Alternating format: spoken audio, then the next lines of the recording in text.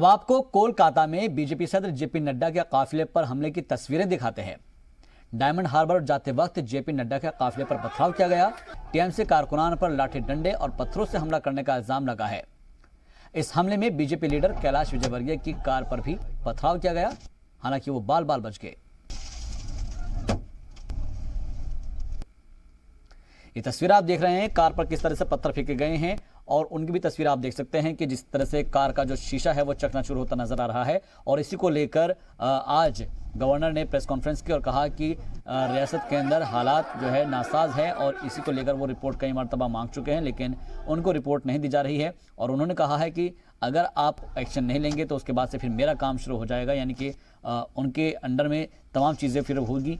ऐसे में अभी देखना है होगा कि ममता बनर्जी की तरफ से इसके ऊपर क्या रद्द-ए-अमल सामने आता है। फिलहाल जिस तरीके से बीजेपी सदर जेपी नड्डा के काफिले पर हमला किया गया उसकी तस्वीर हम आपको दिखा रहे हैं, जिसमें कैलाश विजयवर्गीय की गाड़ी का शीशा चकनाचूर हो गया।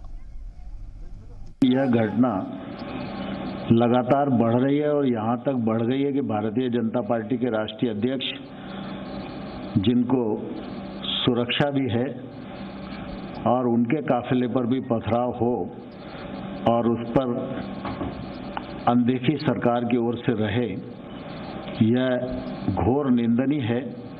और मैं पश्चिम बंगाल की इस घटना की कठोर शब्दों में निंदा करता हूं और संबंधित जो लोग हैं उन पर कार्रवाई की मांग करता हूं। देखिए, जो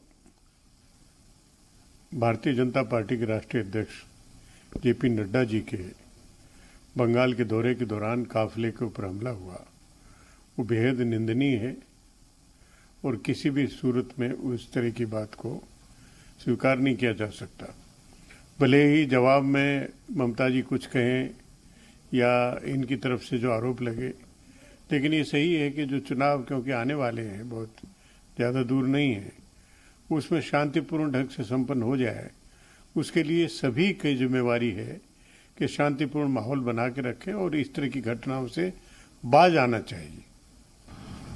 पश्चिम बंगाल में लगातार कार्यकर्ताओं की हत्या हो रही है, पर अब लोकतांत्रिक मूल्यों की हत्या पर ममता सरकार उतारू है।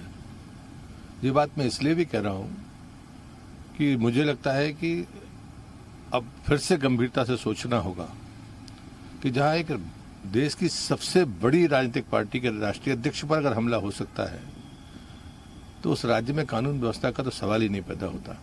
वो जिस अगंभीरता के साथ ममता बनर्जी ने मखौल उड़ाया है इस हमले का, इस यानी इतनी घृणित कार्यवाही का, जिस पर उनको क्षमा मांगनी चाहिए, जिन पर उन्हें कार्यवाही ना करने का के लिए उनको स्वयं को अपनी निंदा करनी चाहिए। अगर वो मखौल उड़ाती है तो मुझे लगता है कि लोकतांत्रिक मूल्य पश्चिम बंगाल की धरती पर नहीं बचे हैं। मैं घोर निंदा तो करता ही हूं, लेकिन मैं ये मानता हूं कि लोकतांत्रिक मूल्यों को ध्यान में रखने वाले जितने भी लोग हैं उन्हें अपनी राय खुलकर व्यक्त करनी चाहिए और जो संविधान कहता है उसके तहत इन पर सख्त कार्रवाई भी होनी चाहिए। कि व्यक्तिगत मेरी राय है या कांग्रेस पार्टी का जो हमेशा रवैया रहा है, वो ऐसी घटना को हमने कभी भी सराहा नहीं है। हमारा ये मानना है कि लोकतंत्र में विरोध करने के कई तरीके हैं और शांतिपूर्ण तरीके से आप उनका विरोध कर सकते हैं, लेकिन हिंसा का सहारा लेना ये मुनासिब नहीं है। चाहे कोई भी हो, किसी भी पार्टी की या किसी भी दल का हो, हिंसा के द्वारा हम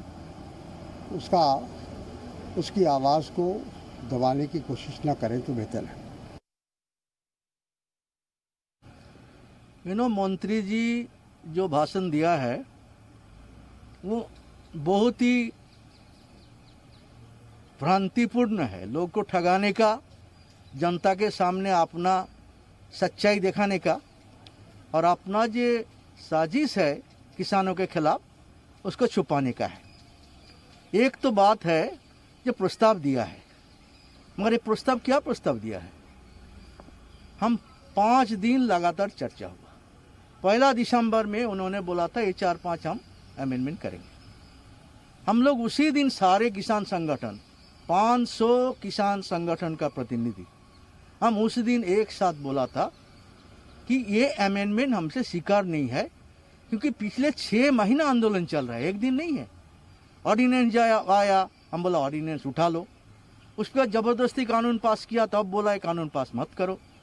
फिर जबरदस्ती पास करने के बाद हम बोला था भाई इसको लागू मत करो। किसी लेवल पे सरकार चर्चा करने के लिए तैयार नहीं था और सोचा हमारा ताकत है, हम जबरदस्ती उसको गोल खिलाएंगे।